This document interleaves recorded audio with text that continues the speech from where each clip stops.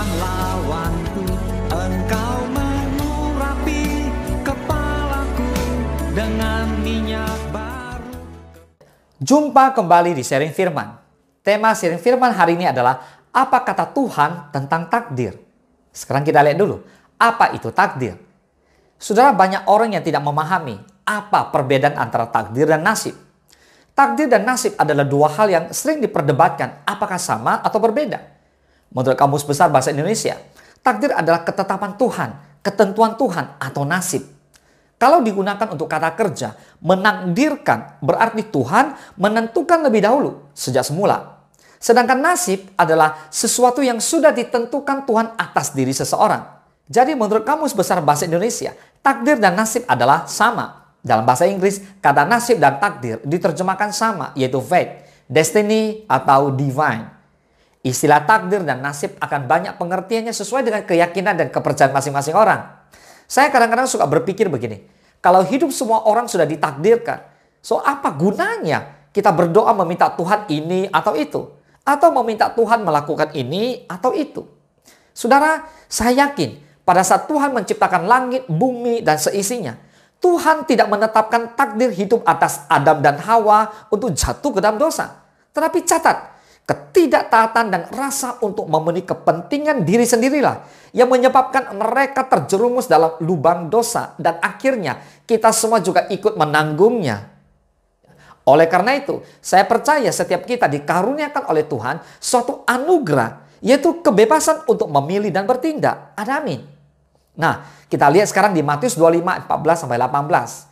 Sebab hal kerajaan sorga sama seperti seorang yang mau berpergian ke luar negeri, yang memanggil hamba-hambanya dan mempercayakan hartanya kepada mereka. Yang seorang diberikannya 5 talenta, yang seorang lagi 2, dan yang seorang lain lagi 1. Masing-masing menurut kesanggupannya, lalu ia berangkat. Segera pergilah hamba yang menerima 5 talenta itu, ia menjalankan uang itu lalu beroleh laba 5 talenta. Hamba yang menerima 2 talenta itu pun berbuat demikian juga dan berlaba 2 talenta. Tetapi hamba yang menerima 1 talenta itu pergi dan menggali lubang di dalam tanah lalu menyembunyikan uang tuannya. Kita lihat, Tuhan Yesus pernah mengajarkan sebuah perumpamaan tentang talenta ini, di mana ada 3 orang yang diberikan masing-masing 5 talenta, 2 talenta, dan 1 talenta. Jadi talenta tersebut dipercayakan oleh tuannya kepada mereka. Sayangnya, hanya 2 dari ketiga hamba tersebut memilih untuk mengusahakannya. Lalu hamba yang ketiga memilih untuk tidak mengusahakannya. Karena itu tuannya marah dan mengambil talenta itu dan memberikannya kepada yang lain. Begitu pula dalam hal kita mengasihi Tuhan. Saudara, kita dipilih oleh Tuhan dan kita diberi kebebasan untuk memilih dan bertindak. Saya lahir bukan dari keluarga Kristen. Dan semasa hidup saya, kebetulan dari kecil SD, SMP, SMA, saya sekolah di sekolah Katolik. Namun belum mengenal Kristus secara pribadi. Nah, perspektif saya berubah ketika saya menerima Yesus sebagai Tuhan dan Juru Selamat pribadi saya. Tuhan mengubah hati saya. Tuhan membuat saya sadar kalau saya adalah orang berdosa dan oleh karena kasih karunia Tuhan, aku diselamatkan. Karena cinta Tuhan yang begitu dahsyat. Dia yang bertata di kerajaan sorga yang begitu megah dan mulia mau datang ke dunia yang fana ini, bahkan disiksa, bahkan mati di atas kayu salib hanya untuk menembus dosa dan pelanggaran manusia, yaitu saya dan Anda, saudara, yang harusnya tidak ada artinya apa-apa. Akhirnya saya diselamatkan dan saya pergi ke gereja, saya beribadah kepadanya. Bukan karena disuruh oleh orang tua loh ya, bukan karena agamaku Kristen, tapi karena aku mengenal Dia, Yesus Kristus Tuhan dan Juru Selamat saya, dan saya mengasihi Tuhan. Tuhan telah menunjukkan kasih-Nya kepada kita, saudara, dan Tuhan juga ingin kita mengasihinya dari dalam hati. Jadi ada satu pilihan sebenarnya. Apakah kita pilih untuk mengasihi Dia atau tidak? So, kita tidak percaya dengan takdir. Oke, saudara, saya tambahkan lagi satu ilustrasi begini. Ada 2 pasangan yang menikah.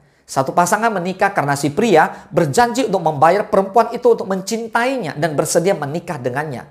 Satu pasangan lagi menikah karena si pria mengasihi si wanita dan sebaliknya. Si wanita juga mengasihi si pria. Nah, menurut Bapak Ibu, manakah pasangan yang akan lebih bahagia?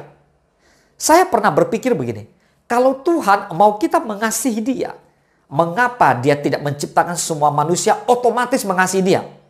Seperti robot. Tidak usah pakai tombol, otomatis bahkan. tring, langsung mengasihi Tuhan. Tapi saya berpikir-pikir kembali, saya teringat dengan apa yang terjadi pada malaikat di sorga.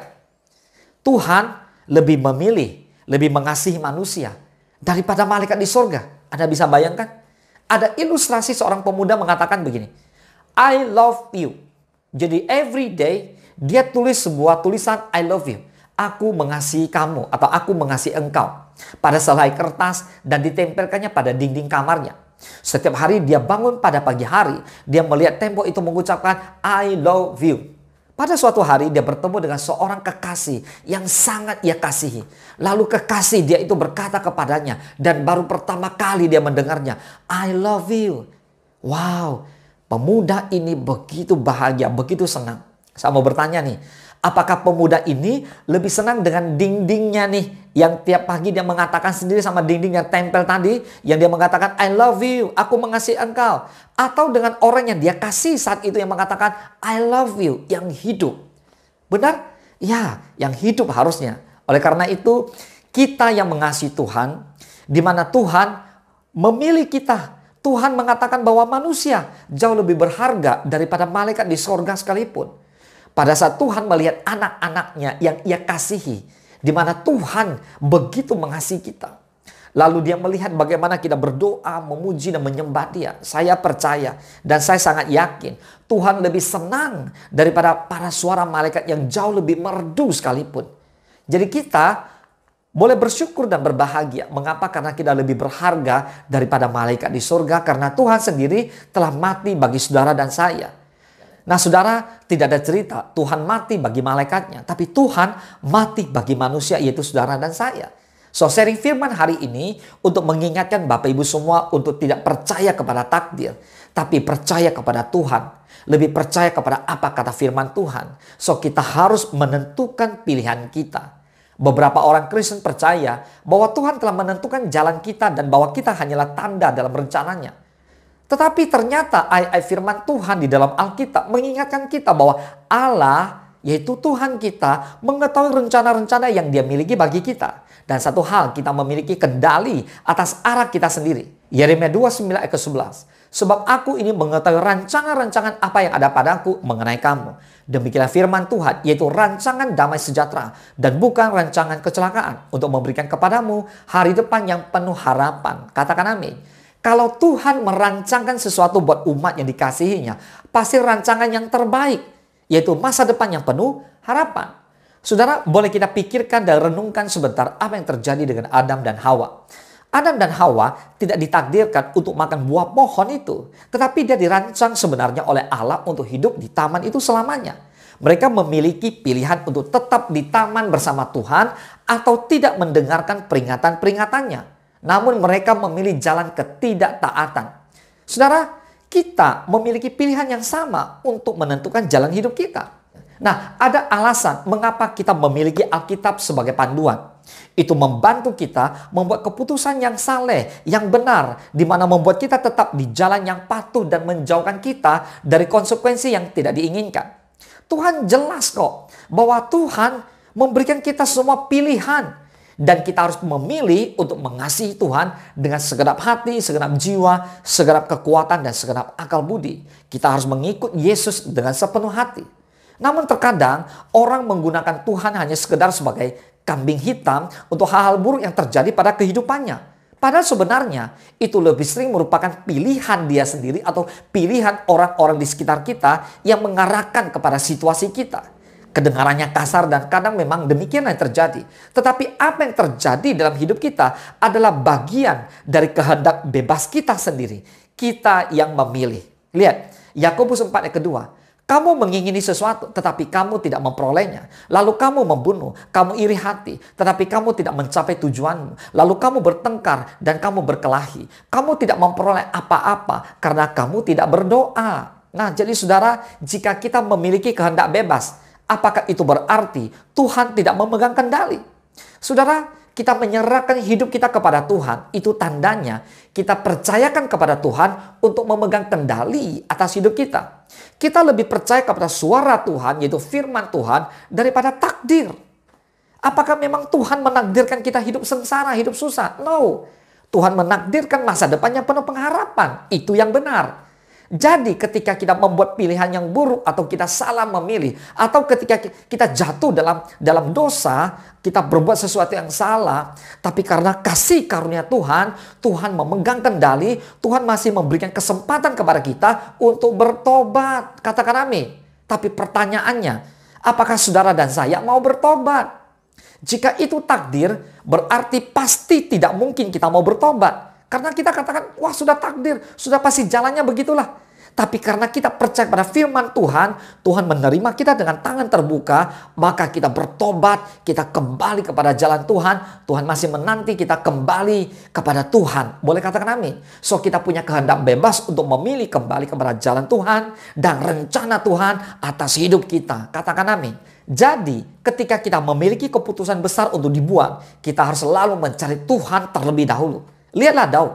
Daud ingin mati-matian untuk tetap dalam kehendak Tuhan. Sehingga Daud selalu bersekutu dengan Tuhan. Daud selalu ada dalam hadirat Tuhan. Daud ingin mati-matian tinggal di dalam kehendak Tuhan. Jadi dia selalu meminta pertolongan kepada Tuhan.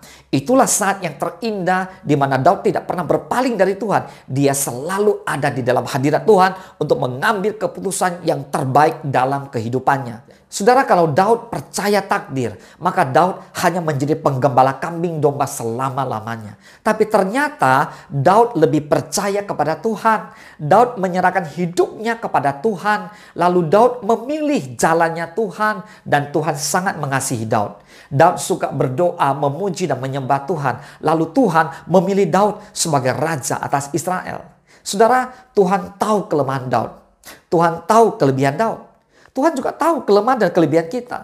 Lalu Tuhan memilih Daud. Sama, Tuhan juga memilih saudara dan saya. Di mana kita adalah manusia yang tidak sempurna sebenarnya. Tetapi di dalam Tuhan, Tuhan menyempurnakan doa kita. Tuhan menyempurnakan langkah-langkah hidup kita. Jika kita hidup mengandalkannya. So jangan percaya kepada takdir, tapi kita percaya kepada firman Tuhan. Itulah sebabnya Tuhan sering memberikan kita kesempatan untuk bertobat, memohon ampun, dan hidup kembali kepada jalan yang benar itu. Tuhan selalu bersedia untuk membawa kita kembali ke jalan yang benar, untuk membawa kita kembali melewati masa-masa sulit, dan Tuhan memberikan kita hidup yang penuh dengan kemenangan. Katakan amin. Saudara, ingat, jangan percaya takdir, tapi percayalah apa yang firman Tuhan katakan. Boleh katakan amin. Tuhan Yesus memberkati. Ku sembah Kau Tuhan, ku sembah Kau Yesus, ku tinggikan nama-Mu di atas segalanya. Ku sembah Kau Tuhan, ku sembah Kau Yesus, ku tinggikan